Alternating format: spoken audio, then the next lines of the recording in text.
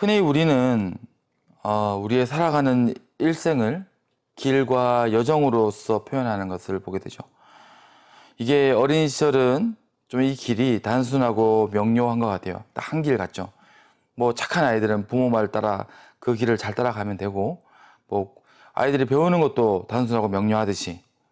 근데 나이를 들어가면서 그런 것 같습니다. 그 길이 한 갈래가 아닌 걸 우리는 보게 되죠. 뭐 처음 그 두 갈래 길을 만나는 순간들이 있겠고, 두 갈래 길이 세 갈래 길, 네 갈래 길, 더 지나가 보면 얘가 어디서 와서 어디로 가는지 알 수 없을 정도로 많은 그 길, 갈림길 가운데에서 사람들은 헤매고 또 그 길을 잃어버리기도 하는 것 같아요. 그렇게 인생은 어쩌면 집으로 돌아가는 길을 잃어버리고 점점 멀어져 가거나 다시 돌아가는 걸음이 아닌가 생각을 합니다. 그리고 이것은 말씀은 또 그렇게 얘기를 해요. 하나님은 어떤 분이십니까? 또 어떤 말씀을 하십니까? 집으로 돌아오라고. 내가 기다리고 있다고. 그게 바로 탕자의 비유일 거예요. 잃어버린 인생들, 그 길을 잃어버리고 방황하는 너희들, 언제든지 집이 있음을 깨닫고 돌아오면 내가 기다리고 있어. 그리고 마치 그 부모가 어린 자녀가 깨우쳐 장성한 분량에 서서 그 걸음을 바로 내어 듣기를 바람같이 하나님은 당신의 기뻐하시는 길을 우리에게 말씀하시는 거예요. 이 길로만 돌아와. 이 길로만 너희들이 나아가. 그 길을 향한 인도와 권면을 말씀하십니다. 그렇게 오늘 말씀도 우리에게 말합니다. 23절 말씀이죠. 여호와께서 사람의 걸음을 정하시고 그의 길을 기뻐하시나니. 우리는 우리 인생의 길을 모르지만, 누구 단 한 분이 알고 계시죠. 어떤 인생도 그 인생의 길을 모르지만 하나님은 그 길을 알고 계십니다. 어디서 와서 어디로 가고 있는지를 하나님만 알아요. 그리고 우리가 찾아서 서고 나아가야 할 그 길을 주님께서는 우리에게 알려주신다는 거예요. 바로 당신이 기뻐하시는 바른 길을 말씀하고 있는 것입니다. 그렇게 주님과 함께 우리가 기쁨으로 찾아가야 할 그 길은 어떤 길일까? 첫째로 말씀 가운데 주님은 말씀하시길, 우리가 당신의 마음을 쫓아 화평과 나눔의 길을 걸어가기를 바라세요. 너만의 길, 네 욕심의 길이 아니라 나눔과 베품의 길, 화평케 하는 길이겠죠. 베품과 나눔이라는 말 너무나 좋은 말이죠. 세상에서도 이것은 좋은 말로 또 좋은 교훈으로 우리가 서로 이야기합니다. 그런데 오늘 말씀에 말하는 나눔과 세상의 나눔은 조금 다른 의미와 결을 가지고 있음을 우리는 봐야 돼요. 우리가 흔히 말하죠. 이런 말이 있죠. 프랑스에서 나온 말인데, 노블리스 오블리제라고 해서 귀족의 의무 또는 가진 자의 의무라는 말이에요. 세상에 할 수 있는 그 선한 베품이라고 할 수 있겠죠. 뭡니까? 일단은 뭡니까? 뭐가 되어야 되죠? 가진 자가 되어야 되고요. 의무감을 가지고 그것을 나누는 것이 노블리스 오블리지가 되겠죠. 이게 근데 한계가 있는 것입니다. 말씀드렸다시피 그 말 자체 안에 그 한계가 적혀 있는 거예요. 일단 가져야 되고요. 그리고 의무감을 가지고 그 일을 해야 돼요. 의무감이라는 말이 인본주의적으로 어찌 보면은 주관적인 가치를 가지게 되고 다 각자 다른 해석들을 가질 수 있어요. 어떤 문제가 생깁니까? 세상과 인본적 관점은 가진 자가 그 존재하는 물질을 나누고 베풀어야 된다고 말하는데, 그리고 이 인본적 의무는 오름을 말하다가 어디까지 갑니까? 강제력을 행사하기까지 하게 돼요. 오름을 이야기하다가 강제를 합니다. 그래서 뭐가 생기죠? 공산주의, 사회주의까지 가요. 옳은 것을 강제하다가 폭력으로 가요. 폭력으로 빼앗아 가지고 다 나누자. 가난한 이들 다 모여봐. 없는 사람 다 모여봐. 저 있는 놈들 걸 다 뺏어 가지고 나누자. 어떻게 됩니까? 아름다운 유토피아가 만들어져야 되는데 실패했죠. 공산주의는 실패했습니다. 아래 사람들은 더 힘들어지고, 위에서 그것을 나름대로 엘리트가 되어가지고 인도하는 사람들은 그 위에 서가지고 더 독재를 합니다. 가진 자의 것을 빼앗아 나누는 게 진리이고 정의인 것 같이 말한다는 것이 결국 부작용과 실패로 귀결된다는 것이죠. 하지만 성경의 나눔은 무엇입니까? 자, 이 나눔은요, 가진 자와 없는 자가 쪼개지는 것이 아니에요. 모두가 그 나눔의 대상이고 주체이며 목적입니다. 그 나눔은 인간의 판단과 정의를 초월한다는 사실이 또 중요한 사실이에요. 부자도 가난한 자도 다 가능하고 또 피해갈 수 없다는 거. 이삭의 이야기를 잘 아시죠? 그는 자신이 살던 곳을 떠나서 그랄이라는 지역에 거주하게 되었을 때에 어렵게 다시 일군 그 땅에서 결실을 얻기 위해 절실했던 우물들을 그 지역 블레셋의 족속들에게 빼앗겨버립니다. 흙으로 매음을 당해요. 그냥 죽으라는 거죠. 그냥 그 우물을 덮었다는 것은 너 가. 여기 있지 마. 우리가 널 쫓을 거야. 그런데 이삭은 어떻게 합니까? 조용히 다른 우물들을 파기 시작해요. 그런데 어떻게 되죠? 이제는 다시 그 판 우물들을 빼앗기 시작합니다. 자, 더 이상 이제 나눔이 아니에요. 갈취. 그들은 세상의 관점을 가지고 시작한 거예요. 너 가졌지? 너 부자지? 내놔. 빼앗는 거죠. 이삭 자신도 이 우물은요, 생존의 문제입니다. 뺏기면요, 농사를 지을 수 없고 살 수가 없어요. 하지만 이삭은 싸우지 않습니다. 그렇게 그는 계속 우물을 팠고, 그렇게 팠던 에색과 신나의 우물, 다툼의 우물들이죠. 난 다투지 않겠어 하면서 다 내어줍니다.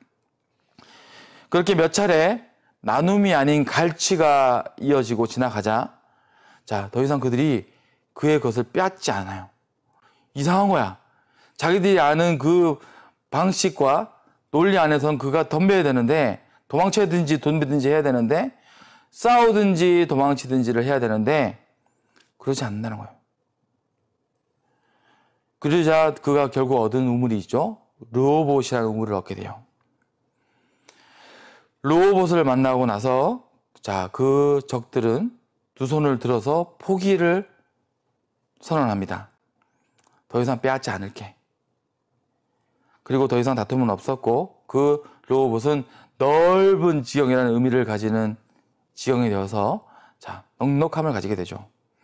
자, 여기서 저는 이 르호봇이라는 이름의 의미를 돌아보게 되더라고요. 그 의미는 단순히 그 지형이 참 많이 넓다, 크다, 그것만을 말하는 것이 아닌 것 같아요. 뭘까? 땅이 넓었을까? 우물이 너무 컸을까? 저는 이 이삭의 마음이 느껴졌어요. 연단되어지고 확장되어진 그의 심령.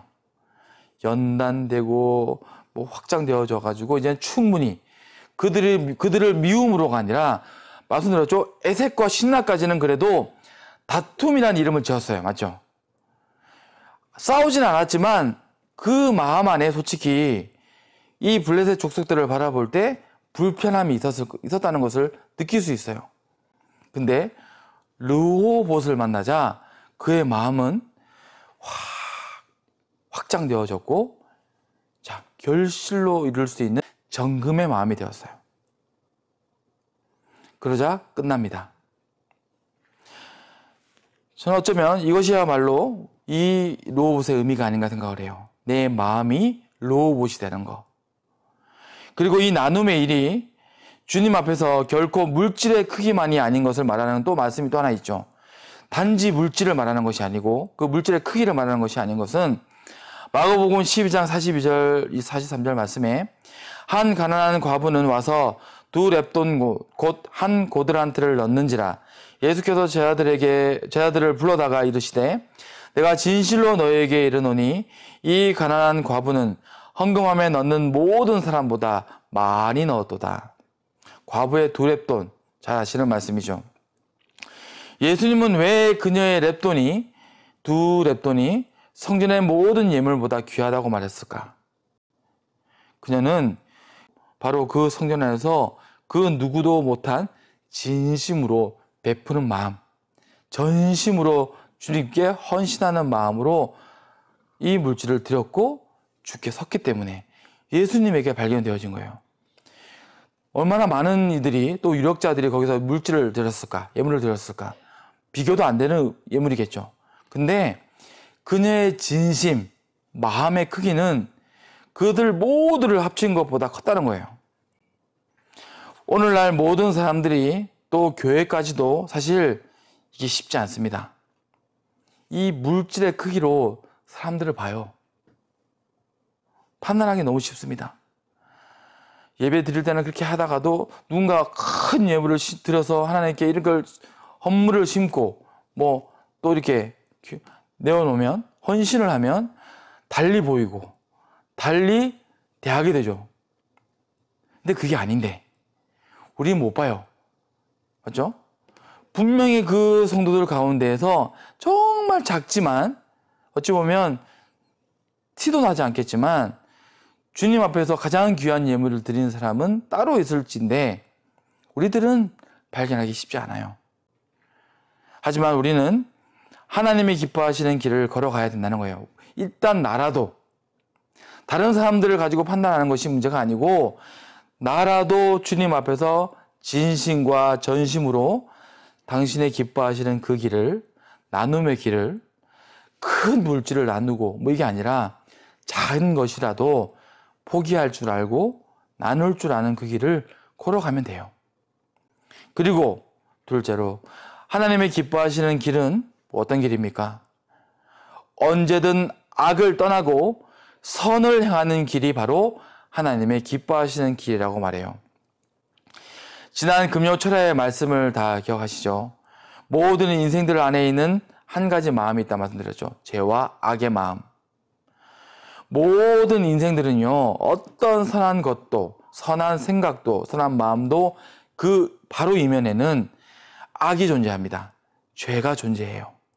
착한 그 뒤에는 조금만 틀어져도 나오는 악이 있어요. 죄가 있고.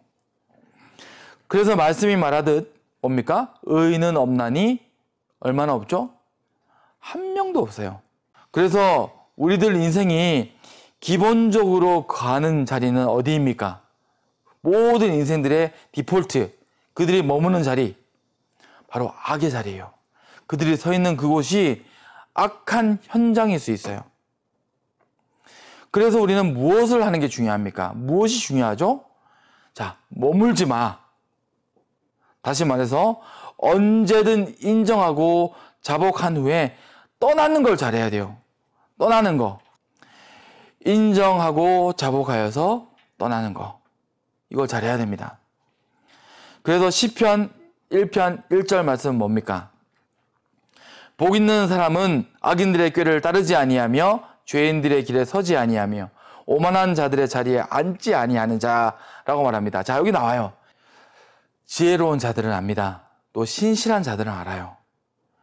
내가 서 있는 이 자리가 자, 죄와 악과 교만이 머물 수 있는 자리이기에 항상 돌아보고 떠나야 되는 것을 알고 나아간다는 거예요. 그리고 이어서 뭐라고 말합니까? 2절 말씀. 시편 1편 2절에 오직 여호와의 율법을 즐거워하여 그의 율법을 주야로 묵상하는 도다. 하나님의 말씀과 그의 뜻을 주야로 묵상함이란 무엇을 말합니까? 밤과 낮으로 말씀을 달달달 외우는 걸 말합니까? 그 뜻을 말하는 게 아니에요. 주의 뜻을 행하는 것.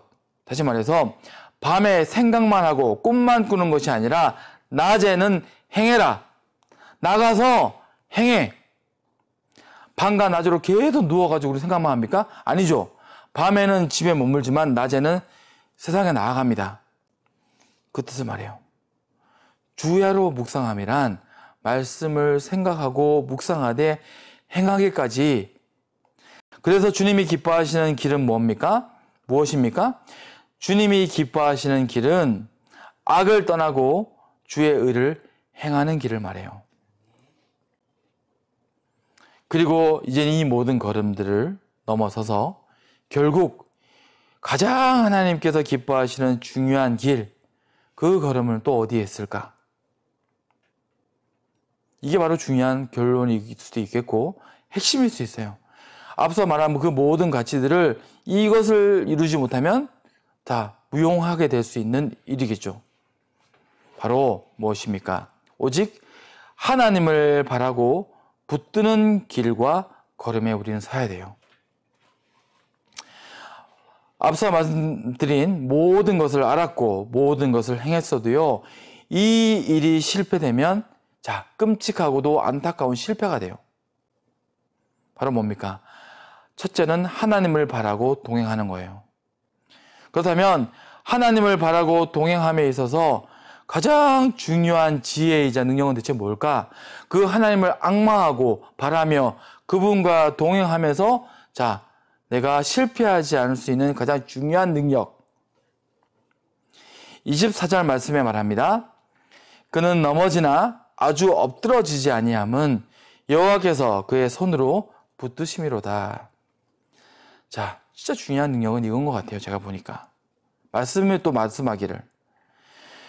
그 걸음이 넘어지고 실족될 때 다시 일어설 수 있는 거. 이것만한 힘이 없더라고요. 왜 그렇습니까? 성도의 가장 큰 시련과 고통은 무엇일까 생각을 해봐요. 내가 어떤 행악을 하거나 불의를 도모하지 않았는데, 내가 무슨 악을 행하려고 한 것도 아니고 불의한 일들을 도모한 것도 아닌데 갑자기 닥쳐오는 시련과 고통의 시간들, 실패의 시간들, 마치 나를 정죄하고 심판하는 듯 하여서 다시 일어서기 힘들게 만드는 엎드러짐의 순간들이 그 고난일 거예요. 왜 이런 일들이? 욥의 고난이죠. 알 수 없어요. 왜 이런 일들이? 내 자식들이 왜 죽고 내 기업들은 왜 망하며 내 사랑하는 아내는 왜 나를 버리고 이 모든 현명과 나는 왜 죽어가고 있는가? 왜 내가 엎어진 거지 이렇게? 내가 왜 이렇게 엎드러져 버린 거지? 근데 어떻게 합니까? 바로 그 순간에 욥은 뭘 했습니까? 하나님을 붙들고 왔나요? 다 놓았는데 하나님을 못 놔요. 모든 것을 잃어버린 그 순간, 다 잃어진 그 자리에서 하나님을 놓지 못합니다. 놓을 수 없어요. 내 곁에 계신 하나님을 발견하고 그분의 손을 꼭 붙들고 놓지 않는 게 바로 뭡니까? 하나님의 가장 기뻐하시는 길이고 마음이에요. 뭘 기뻐하실까 생각을 해봐요. 아까 말씀드렸죠? 탕자의 비유도 마찬가지입니다. 아버지가 가장 간절한 일은 뭡니까? 잃어버린 아들이 돌아오는 것을 하나님은 가장 기뻐하고 절실해요. 바로 그분을 나의 아버지로 의뢰하고 믿고 기뻐하는 마음이야말로 하나님께서 찾으시는 마음이고 우리가 결국 이기는 마음이 될 거예요. 우리에게 모든 것이 성취되고 또 다 소유되어도 우리가 하나님을 향하지 못하고 그 하나님과 함께가 아니라면 우리의 모든 걸음과 그 길은요 결국 실족이고 실패이며 사망이 될 것입니다. 다 했어도 다 잘했는데 다 열심히 했는데 하나님만 잃어버렸어. 그러면 끝인 거예요. 오늘 말씀도 말합니다.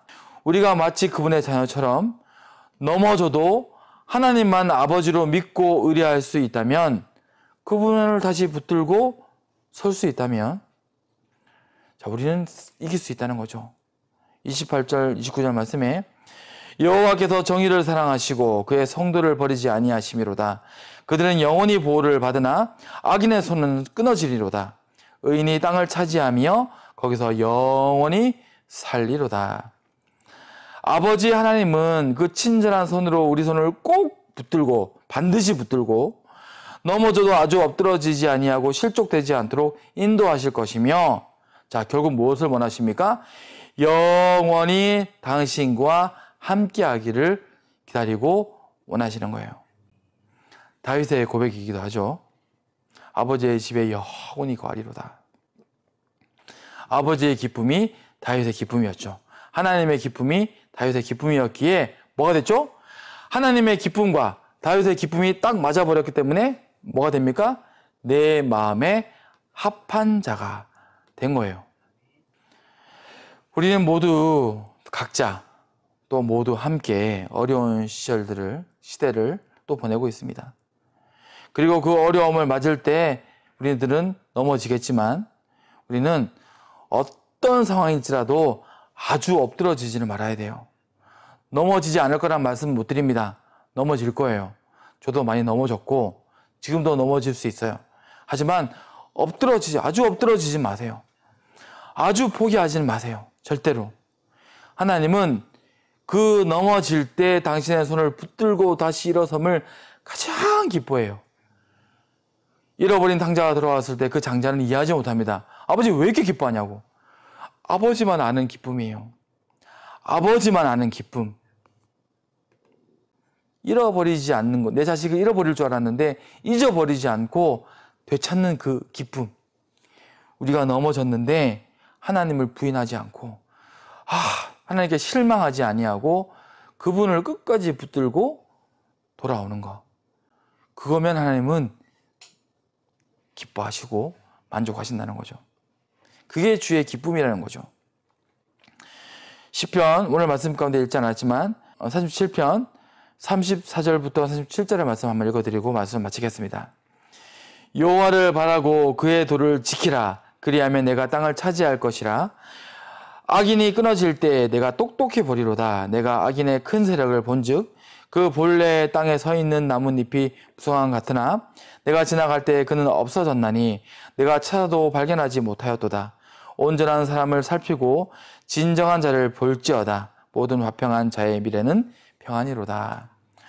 우리 모두 하나님의 기쁨이 되어서 하나님께서 예비하신 그 놀라운 은혜들을 남김없이 또 아낌없이 누리고 또 이삭이 그러했던 것처럼 넉넉한 마음으로 르호봇의 마음으로 나눌 수 있는, 싸우지 말고 나눌 수 있는 우리 모두가 되기를 바라면서 말씀 마치도록 하겠습니다.